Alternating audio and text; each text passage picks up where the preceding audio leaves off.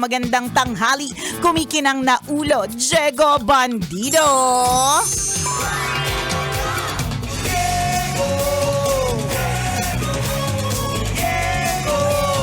Go, Diego, go!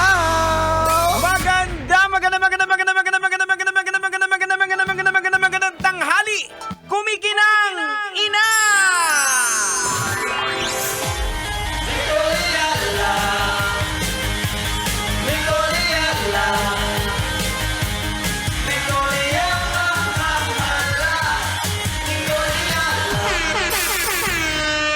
Shout out dun sa lahat ng mga kabisya nating akala nila nagbakasyon sila pero parang hindi naman bakasyon yung bakasyon nila. Shout out sa ating dalawa. Tama.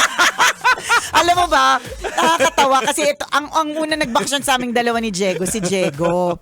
So, ano siya, as an influencer, taray, dinadocument niya yung kanyang pag-uwi sa Rojas. Oh. So, yung kanyang pag-uwi sa Rojas, mga kabisyo, Nagroro. Oh. So, kita-kita ko talaga, alam mo ba, siguro kasi nakasalamin ka, hindi ko nakikita na tinatanggal mo yung salamin mo. Nakita mo yung comment ko sa'yo dun sa isa mong post. Sabi ko, grabe yung eye bags mo dito. Parang yung eye bags mo, luggage bag, yung laki, maleta.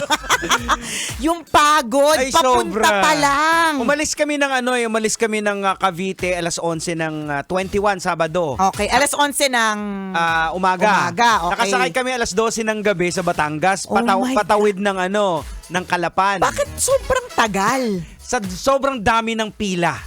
11, okay, so yung 11 a.m. Sabihin natin 2 oras, 3 oras na sa Batangas na kami. Going to Batangas, Oo. 'di ba? So dapat mga 3, let's say, 'di ba? Tapos alas 12 na kami nakasakay sa barko. Dahil napakaraming nakapila para magroro. Ayan, so so ibig sabihin wala ano to, anong tawag doon? Chance passenger? First come, first serve. Wala ba reserve ganun? Walang reserve. Walang ganun So, na parang may ticket, ganun. Wala. So 'di ba, umalis yung barko. Tumawid ng Batangas to Calapan, dumating kami ng mga around 2:30 AM. Tapos nag-drive uli ako ng mga 3 hours uli hanggang Rojas, Mindoro. Okay, tapos Yun yung Rojas, Mindoro na patawid na ng Katiklan yun eh. So dumating kami doon mga 5:30 AM. Grabe. Tapos yung barko na sasakyan namin alas 2 ng hapon. Oh my gosh. Nakakaloka. Kaya ganun yung eyebags. Kaya yung eyebags talaga ni Diego, parang alam mo yung napuyat siya ng 10 years. Yung 10 years siyang gabi-gabi nanonood ng teleserye o gabi-gabi siyang nagki-K-drama. Ganun yung eyebags. Kasama yung bata, di ba si Riley? Oo, kasama din si Riley. Kumusta naman yung bata? Okay naman masaya naman siya. Alam mo, grabe. Ito po yung sinasabi natin na minsan yung mga, kunyari, may mga narinig kasi kung ganito na mga kakilala ko't mga kaibigan, na mga single na nagagalit kasi sila'y naiwan sa opisina. Buti daw pala yung may mga pamilya, nagbakasyon, may mga kanya-kanyang post sa mga probinsya o kaya saan mang lugar na pumunta sila. Alam nyo po, ito na naman po tayo. So, wag po kayong maniniwala. Wag po kayong mga maniniwala lagi sa mga nakikita ninyo sa social media. Kasi hindi nyo po alam yung mga pinagdadaanan ng mga iba para lamang sila makarating dun sa paroroonan nila. Hindi lang. Ganda nga ng mga picture mo. Wag kang makulit. Wag kang magulo. Kwento mo naman sa amin yung BTS. Yung BTS, nakakaloka yung BTS, mga kabisyo. Mabuti kung BTS to ng Korea, hindi. Yung behind the scenes dun sa likod na mga tunay na nangyayari. 'Di ba? Sa likod ng mga nakapost sa social media. Siyempre sa social media, ipopost mo, let's say, dagat. Yan. 'Di ba? Meron ako isang kaibigan, nagpost siya ng dagat, Ang hindi niya pinost nung nagbaha sa Boracay. Oo, nakita ko nga rin may bumaha. Sa D-Mall bumaha. Correct. Actually, parang mga 2 years ago, nung pumunta kami doon, around this time din, yung mga late parang December. naalala ko rin din. Baha Oo. din. Hindi ko lang din pinost. Ang pinost ko lang yung mga nasa dalampasigan. Pero yung almost papunta na sa tuhod, yung baha sa D-Mall, hindi ko pinost yun, di ba? Pero yun, madami pong behind the scenes na hindi nyo po alam. Na ang nakikita nyo lang po is yung ang ganda ng pinuntahan, kumakain sila ng masarap. Tama. Hindi nyo alam, yun lang po yung kinain nila the whole day. Kasi hindi sila nakarating agad. Correct. O di naman kaya ay budget nila ay kulang, pang 1 meal lang talaga. Yung mga ganon na. At katulad nung na-experience ko, ganda-ganda ng mga posting. Bangkok, Thailand. Ang hindi nyo po nakita na hindi ko pinost ay yung eksena sa emergency room ng Bangkok. Nakakaloka! Ang hindi nyo po alam, yung huling araw namin sa Bangkok, nandun lang po kami sa room. Kasi nagpupururot. Nagpupururot. Umiihi po yung puwet. Umiihi yung puwet ng anak ko. Sabi ko, anak, umiihi ka ba? No, ma'am. Sabi ko, Diyos ko po, nakakaloka.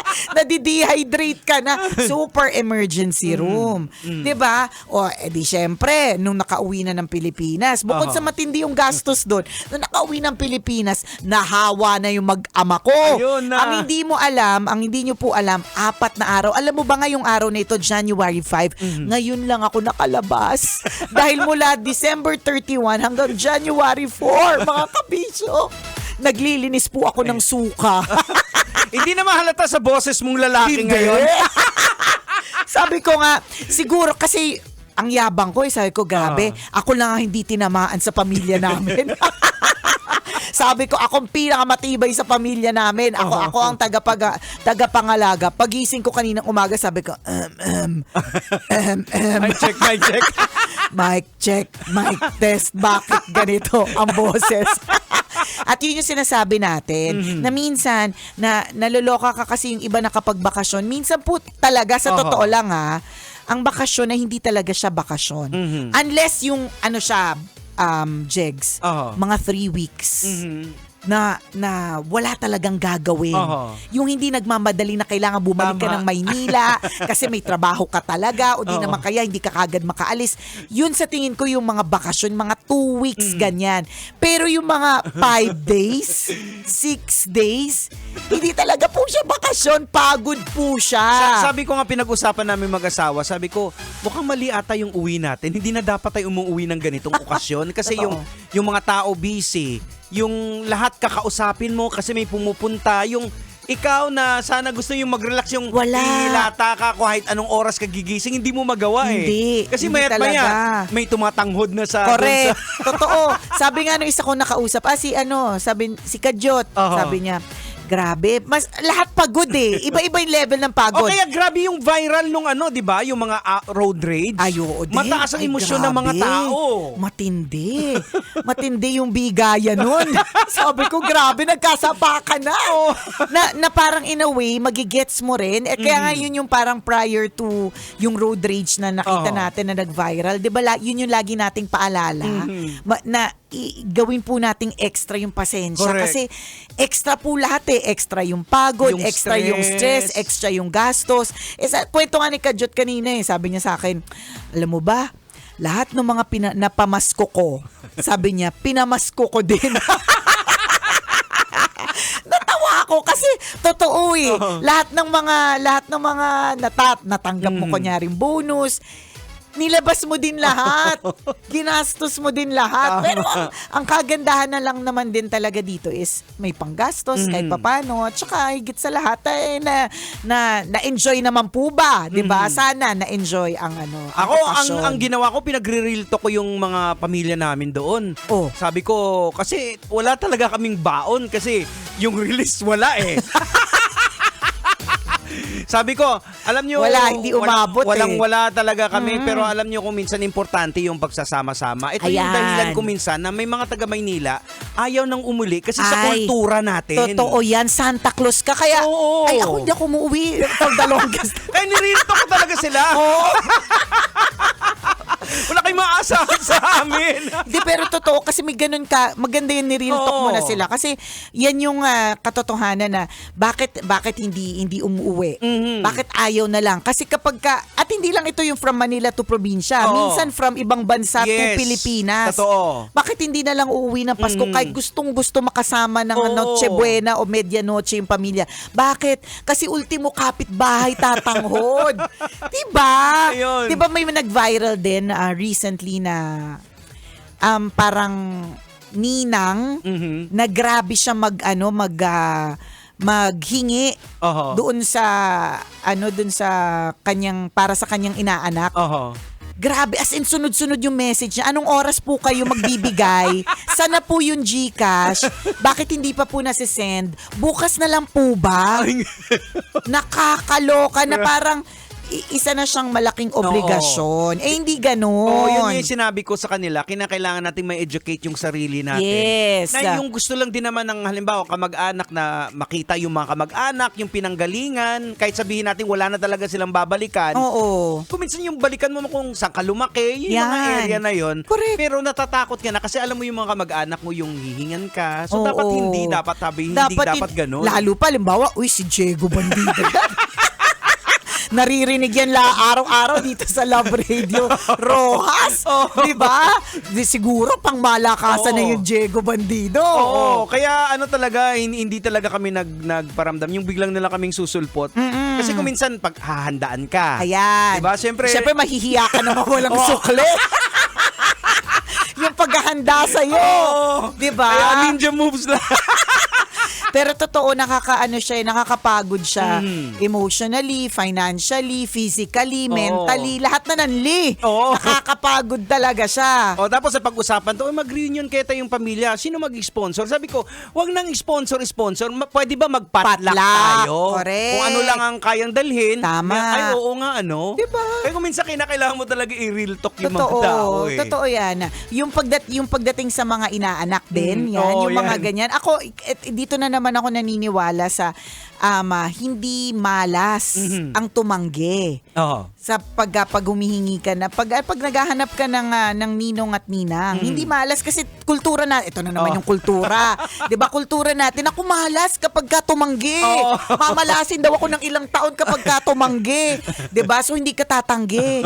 Pero maiirita ka, magagalit ka kapag ka namamasko. Kasi ginagawa kang obligasyon. Kasi nga hindi kayo close. Correct. Kasi kung tunay kayong close at tunay kayong, talagang may malasakit ka, hindi ka kukulitin ng ganun eh. Tama. Hindi ka iuobliga. Unang-una, maling-mali kasi kinukuha ka ng ninang dahil para may makuha na material. Hindi naman material. Oo. Kasi 'di ba ang tunay na ninong at ninang will serve as second parents. Correct. Oo. Yung mga tipong, hay nako, pagsabihan mo nga tong inaanak mo, nagpapasaway na naman. 'Di ba? Yung may tatawagan kang ninong na, kausapin mo nga yung inaanak mo. Paano nag-girlfriend na naman, 'di ba? Yung mga tipong magbibigay ng tamang advice, hindi necessarily material.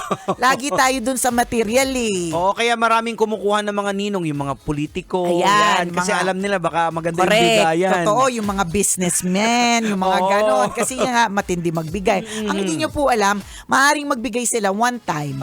Pero yung obligasyon po nila na to serve as the second parent, wali na yun. Yung magbigay ng moral values, yun ang importante. Correct. At saka, yung bang hindi naman po tama na bigla po kayong susulpot ng walang pasabi. Kultura din yan. Dami nating hugot. Ang daming hugot ng mga naubusan ng pera. Ang daming hugot ng mga naubusan ng pera nitong nakaraang bakasyon. Ang daming nakarelate. Actually, yung pamilya naman talaga nakapagbakasyon. Pero kung yun yung mga breadwinner, ay, nako, yun yung medyo pagod. Kaya ang unang sabi ko kay Nicole, sabi ko parang nagbakasyon ako na parang hindi ko siya naramdaman. Parang hala lumipas lang yung anong ginawa ko doon. Oo, 'di ba? Sabi ko sa Jex, kasi pagod ka.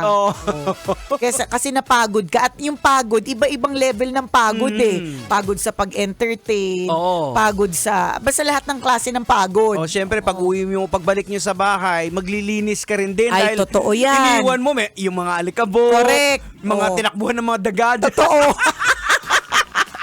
Shout out po dun sa mga nag-general cleaning na nakalimutan na may naiwan palang bihon, di ba? yung ref mo, na-defrost mo. Siyempre, dati bago umalis, i-defrost mo. Ayan, Hindi diba? nangangamoy na yun. Oo.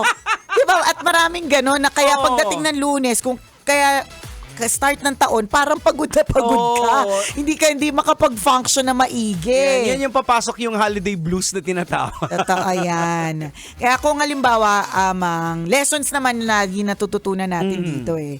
Kung halimbawa gusto mo talaga magbakasyon, make sure na it's really a chill vacation. Correct. Oho. Wala masyadong yung pupuntahan, Ayan. wala masyadong rarampahan. Wala kang mga appointments. Wala masyado. Kasi kung ganun din lang, hindi po bakasyon ang tawag doon. Appointments. Oo. Diba? Ayan. Daming gagawin. So, dapat chill-chill lang para talagang yung truly na ma-enjoy mo na, ay, nakapag-relax ako at ready ako to face another new year. Tama. Hindi yung ganito, napaus ka, in-LBM Ako, ka, na diarrhea ka. Umuwi ako ng Kapis. Hindi nga ako nakaligo sa beach. Nakakaloka! Oras natin, 12:39. Ako pong kumikinang ulo, Diego Bandido. At akong kumiki ng ina mo, Nico Uliala. Kailangan pa bang i-memorize yan? Basic!